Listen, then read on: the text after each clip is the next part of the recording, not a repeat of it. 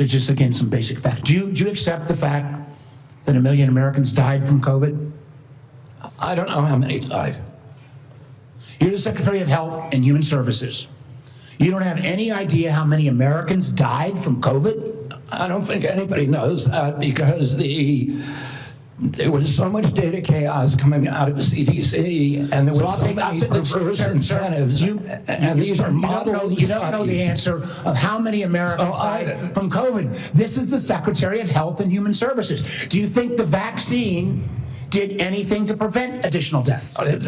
Again, I would like to see the data and talk about the data. You have had this job for 8 months, and you don't know the data about whether the vaccine saved lives? That's the problem, is that they didn't have the data. The data by the Biden administration absolutely dismal. So who is politicizing? You're saying the Biden administration politicized all the data? Go back to what Senator Cantwell just said. Fired Dr. Go to Trump Surgeon General. They fired Dr. Krauss. They fired all the people who questioned the orthodoxy. They fired Dr. Gruber, Dr. Kaus. So, Mr. Chairman, the Secretary of Health and Human Services doesn't know how many Americans died from COVID.